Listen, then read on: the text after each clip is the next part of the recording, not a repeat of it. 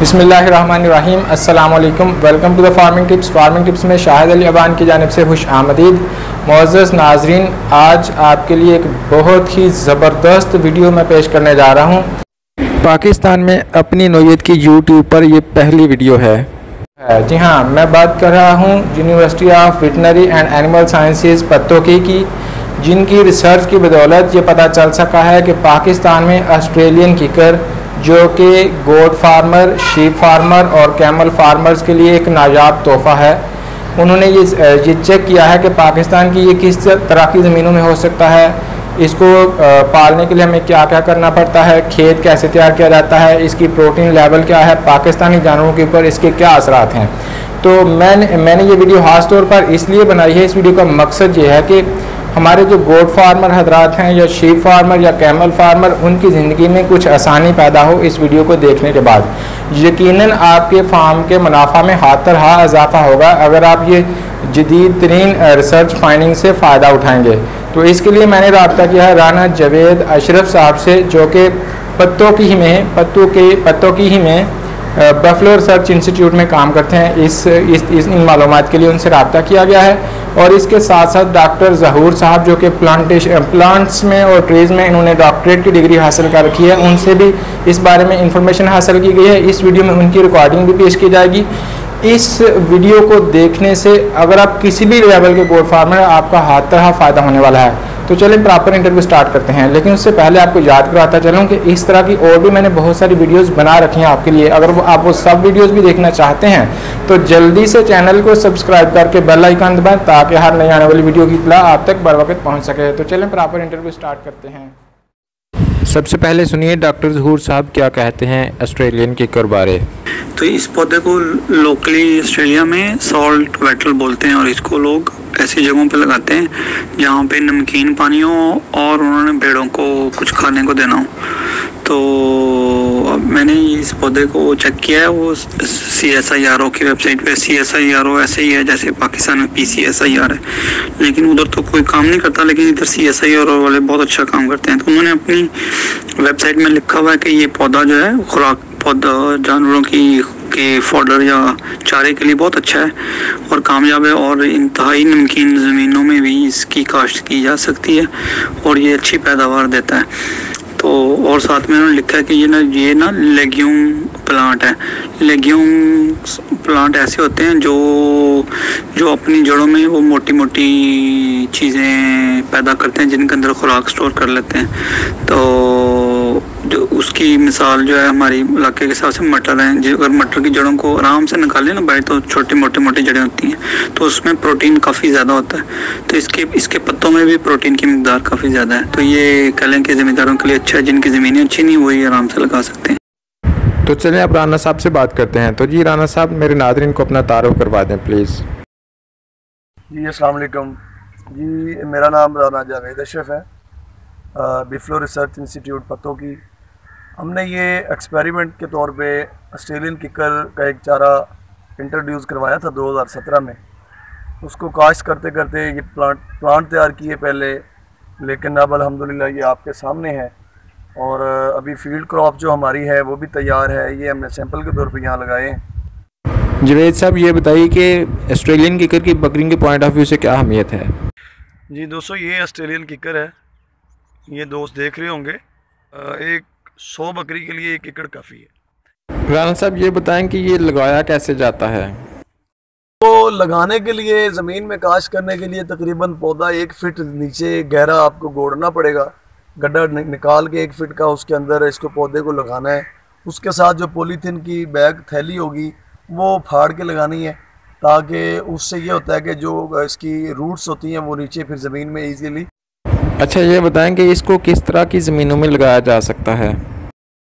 कि इसके लिए कोई ख़ास ज़मीन दरकार नहीं है। इसके लिए आप कलर वाली ज़मीन, शोर वाली ज़मीन, बंजर ज़मीन और सेम वाली ज़मीन जो होती है उसमें भी आप इसको काश्त कर सकते हैं। और इसके लिए कोई ख़ास तैयारी की भी ज़रूरत नहीं, इसके प्लांट तैयार करके भी लगा सकते हैं। और अगर डायरेक्ट ज़मीन से ही काश्त करना है तो आप इसको वैसे भी बीज को भी डायरेक्ट काश्त कर सकते हैं। खादें कैसे डाली जाती हैं और कितना खर्चा हो जाता है।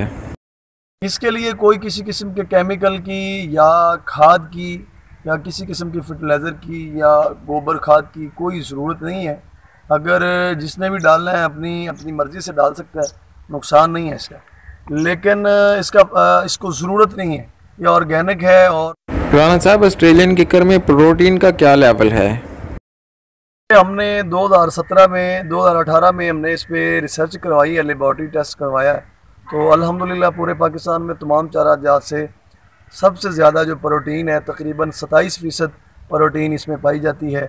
और अल्हम्दुलिल्लाह हमारे डॉक्टर्स जो हैं लाइफ स्टॉक के बताते हैं कि सबसे ज़्यादा प्रोटीन वाला ये चारा है। राना साहब, इसकी फसल कैसे तैयार की जाती है? इसकी तैयारी के लिए इसका प्रोसेस सिंपल है। जैसा कि आम नर्सरियों में बीज तैयार किए जाते हैं, वैसे ही इसके बीज से पहले इसकी पनीरी तैयार की जाती है और फिर उसके बाद उसको 2-3 महीने के बाद उठा के ज़मीन में आप शिफ्ट कर सकते हैं। और ज़मीन में जिस वक्त शिफ्ट करना है इसको, उस वक्त इसके लिए ज़मीन कोई ख़ास किस्म की तैयार नहीं करनी पड़ेगी, वैसे ही गड्ढे खोद के और इसको आप मतलब है कि शिफ्ट कर सकते हैं आगे। जैसा कि ये आप देख सकते हैं कि ये बिल्कुल बंजर और कलर वाली ज़मीन में हमने काश्त किया था ताकि ये फार्मर हज़रात को तसल्ली हो जाए। तो ये अल्हम्दुलिल्लाह बहुत अच्छे सर्वाइव कर गए हैं। तो ये साथ साथ कैमरा हम घुमा रहे हैं, ये बिल्कुल बंजर ज़मीन है, आगे उस तरफ हमने लगाया ही नहीं है। तो ये जिधर जिधर लगा हुआ है ये आप दोस्त देख सकते हैं। ठीक है जी, बिल्कुल कलर और शोर वाली जगह पे लगाया गया है। आपने बताया कि ये नर्सरी से भी लग सकता है, बीज से भी लग सकता है, तो बेहतर कौन सा तरीका रहता है और फी एकड़ कितना बीज दरकार होता है? इसका बेहतर जो सलूशन होता है, बेहतर हल इसका ये है कि इसकी पहले अपनी नर्सरी तैयार की जाए थैली में, और थैली में नर्सरी तैयार करने के बाद 2 महीने के बाद इसको या 2.5 महीने के बाद इसको आगे ज़मीन में शिफ्ट कर दिया जाता है। ठीक है जी। फी एकड़ में 1 kg बीज से ना आप 1 kg बीज से इसको 1 एकड़ का पौधा इजीली तैयार कर सकते हैं। भाई ये बताएं कि फी एकड़ कितने पौधे लगाए जा सकते हैं?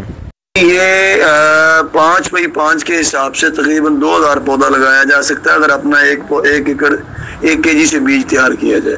और अगर इसको मतलब है कि मोल नर्सरी ली जाए तो फिर ये तकरीबन 1500 पौधा या 1200 पौधा लगाया जाए, जिससे ये होता है ज़मीन कवर हो जाती है और पैसे कम लगते हैं। ये बताएं कि इसकी दूसरे चारों जैसे सुहांजना वगैरह के ऊपर क्या इजाफी बात है कि इसको काश्त किया जाए? ये सदाबहार है और ये मैक्सिमम ना 1 मरतबा तैयार करने से तकरीबन 8 महीने में ये तैयार हो जाता है 1 मरतबा। फिर ये 30 साल तक चल सकता है, ना सर्दी में पत्ते गिराता है ना गर्मी में गिराता है। भाई ये बताएं कि फी एकड़ पौधे लगाने में कितना खर्चा आ जाता है? जी, इसमें जो तकरीबन है ना जी, टोटल 1 एकड़ को काश्त करने में हल चलाई वगैरह हल चलाने की ज़रूरत नहीं है। इसमें सिर्फ 1 एकड़ में नालियाँ डालनी है। नालियाँ समझते हैं आप, मतलब खेलें बनानी है और उन खेलों में 1-1 पौधे को लगा देना 5-5 फीट के फासले पे या 10 बाई 5 के फीट के फासले पे। पौधे से पौधे का डिस्टेंस जो है वो 5 से 5 फीट हो और लाइन से लाइन का फासला 10 फीट हो। ठीक है, कम भी कर सकते हैं, बढ़ा भी सकते हैं। और दूसरी बात ये है कि खर्चा इसका 6000 रुपये 1 kg बीज का है और उसके अलावा अगर पौधा लगाना हो वो महंगा पड़ जाता है। ठीक है, 6000 रुपये बीज का खर्चा आता है और तकरीबन डिलीवरी वगैरह चार्जेस, टोटल 10,000 के प्लांट तैयार होते हैं 1 एकड़ के लिए। भाई ये बताएं कि इन पौधों को पानी कब कब लगाया जाता है? जी, इसको जिस वक्त आपने थैली को उठा के ज़मीन में शिफ्ट करना है उस वक्त आप इसको जो है ना तैयार कर सकते हैं। उस वक्त पानी लगाना है, फिर उसके बाद आपने 8-10 दिन के बाद लगाना है। 1 से 1.5 महीने इसको आपने संभालना है, उसके बाद इसको छोड़ दें अल्लाह के हवाले। फिर 1-2 महीने के बाद कड़वा पानी भी हो तो चल जाएगा। क्या इन पौधों के चारे के जानवरों जैसे भेड़ बकरियों के ऊपर कोई मुज़र असरात भी हैं? जी, ऐसा कोई इशू नहीं है। और आप 2 घंटे 3 घंटे सुबह इसको चारा करवाएं, 2-3 घंटे पिछले टाइम करवाएं तो कोई ऐसा इशू नहीं है। बिल्कुल भी कोई परेशानी वाली बात नहीं है। ये बताएं कि ऑस्ट्रेलियन किकर का चारा लगाते किस मौसम में है? जी भाईजान, इसका 2 मौसम में काश्त करने के। इसकी पनीरी को आजकल भी बीज को काश्त किया जाता है, मतलब है कि सावन में, अगस्त सितंबर में, अगस्त में काश्त किया जाता है, फरवरी मार्च में काश्त किया जाता है बीज को। डायरेक्ट बीज को स्विंग कर सकते हैं आप फरवरी मार्च में भी थैली में, और इसमें भी मतलब है कि अगस्त सितंबर में भी काश्त कर सकते हैं डायरेक्ट बीज को थैली में। ठीक है जी। भाई इसके बीज की दस्तयाबी के हवाले से या इसकी मालूमात के हवाले से क्या कोई बंदा आपसे रब्ता कर सकता है? तो जो दोस्त इसका सीड लेना चाहते हो वो 0300 4429 पे कांटेक्ट करके सीड ले सकते हैं। बहुत शुक्रिया जी, जज़ाकल्लाह। तो जी नाज़रीन, उम्मीद है आपको वीडियो पसंद आई होगी। अगर आपको वीडियो अच्छी लगी हो तो इसको लाइक, कमेंट और शेयर करना मत भूलिए। चैनल को सब्सक्राइब करके बेल आइकन दबाइए ताकि हर नई बनने वाली वीडियो की इत्तला आप तक बर वक्त पहुँच सके।